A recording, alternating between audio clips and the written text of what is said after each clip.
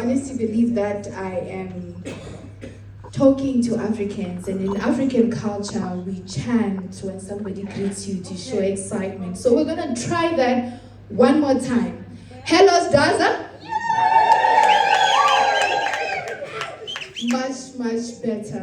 Much better. Thank you very much, Tato, for that. You know, it's very funny you're talking about a bid for presidency, and you're up here, I'm like, the president is already there.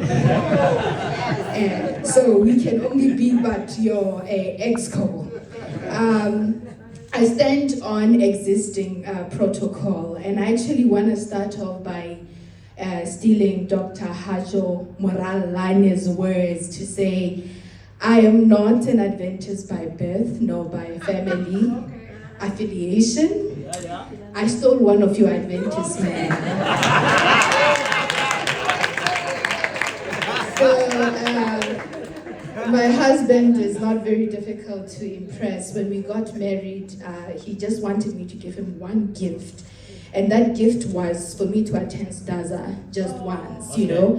And of course, that was a bit of a cultural shock for me to be spending Christmas and New Year at church. I was like, at church? And I said, Christmas and New Year? But that's all he wanted me to do. So last year, I did attend Staza in PE. And I'm happy to say that this year, I attended very willingly.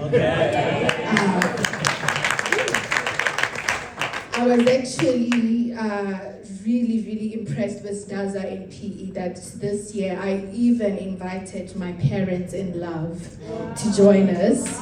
And I have to tell you, my father-in-law is a very difficult man to impress. And so far, every session after session, he's like, wow.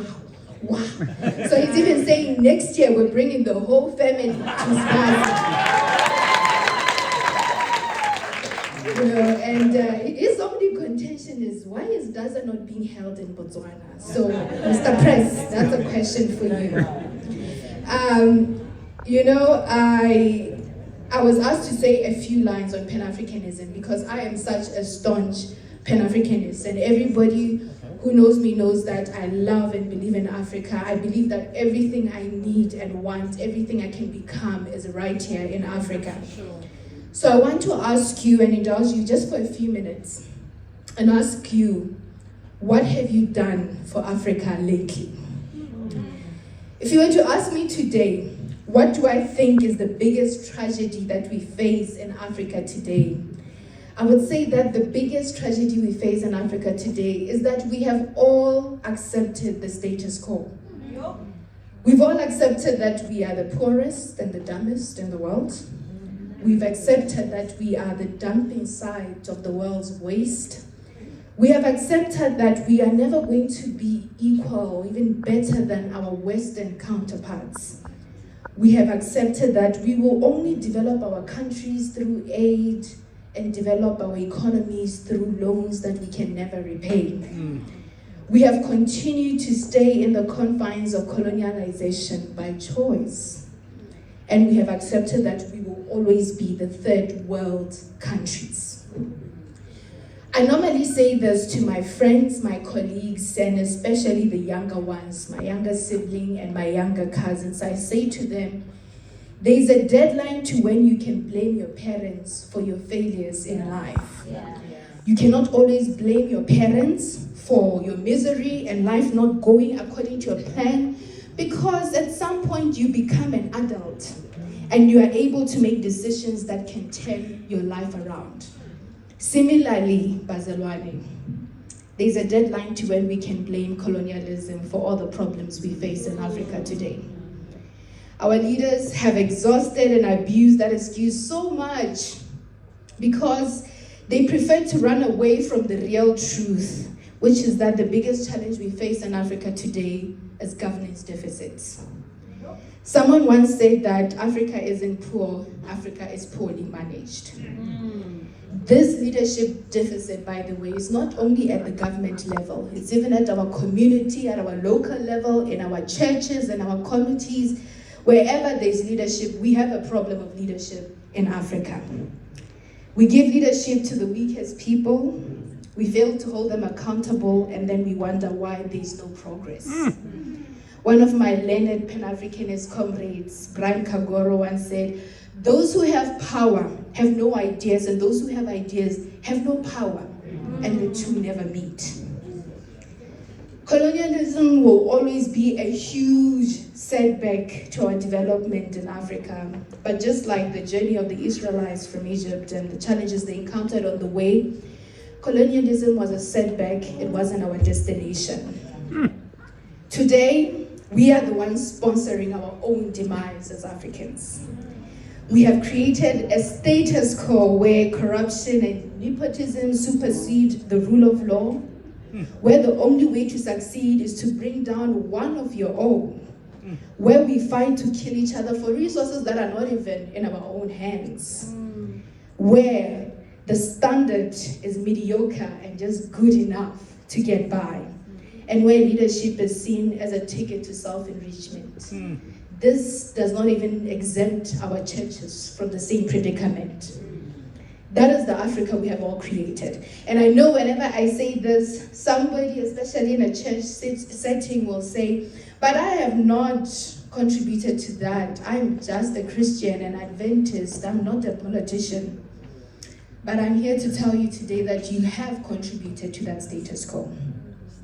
When you remain silent and indifferent to unjust things happening, you are an enabler of the status quo. Your silence is literally what gives power to the corrupt and the fraudulent people in our circles and in our communities. You turning on a blind eye to say, "I know it's not my issue, there's somebody else to deal with it," is literally the reason why people with evil intentions thrive in our communities. So this is why I ask you a very simple question. What have you done for Africa lately? Personally, I want to live in an Africa where we can support each other's good work before you even know my surname. I want to live in an Africa where you do not sleep at ease knowing that another person is struggling and you can do something about it. I want to live in an Africa where we don't just say amen when it's our favorite pastor preaching. And I also want to live in an Africa where we do not wait for tragedy to knock at our door for us to start saying gender-based violence is a huge issue in our community. And this is why I keep saying, what have you, in your personal capacity, in your own small sphere of influence, done for the betterment of Africa?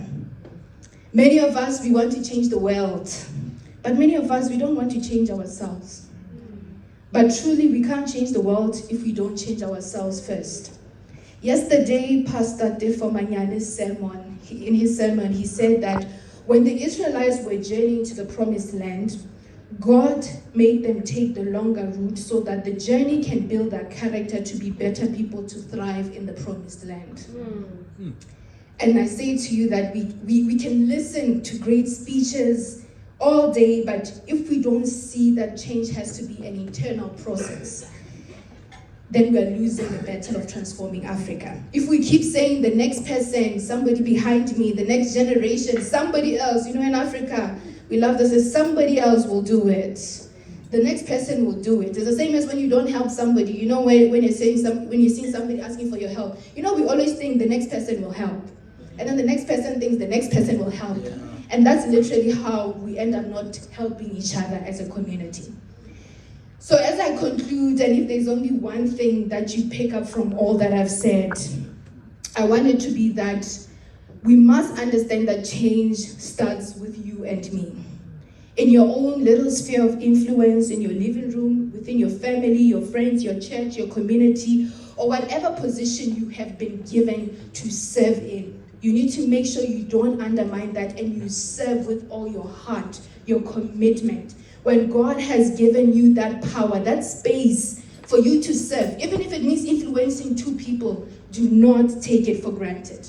There's an African proverb that I like that says, if you think you're too small to make an impact, you haven't spent the night in a room with a mosquito. So today, as we celebrate African excellence, royalty, I just want us to really remember that we are the change we want to see. We are SDAZA. We are the transformation. We are all of the things that all the other speakers have been saying. So when you leave SDAZA, my friends, please do not just wait for the next daza. I want you to hold yourself accountable until the next daza. So I want you to actually make sure that as you leave daza, you tell yourself that you're going to do something, and I'm going to use 3 because, it's the representation of the Holy Trinity. So I want you to leave daza and tell yourself, I'm going to teach 3 more people about daza. Next year, I want to bring 3 more people who've never been to daza. I'm going to try and network with people, 3 people here, and you're going to keep in touch with them. Not people from your church or your community, but 3 people you met here during daza, you're going to keep in touch with them. And most importantly, that you're going to be a blessing to 3 random people. There's a pastor who once says the ministry is not in coming to church for the sermon, but the ministry is in what you do after church when the sermon is done. So please, let us remember that any change we want to see in Daza, in our churches, in our communities, in South Africa, in Botswana, Lesotho, in Africa, it literally starts with you. Changing your behavior, your mindset, the way you react to things, the way you participate, and the way you take the responsibility that you are given, no matter how small that responsibility is. Let us know that it is very, very personal and starts at an individual level. Thank you very much, and God bless you.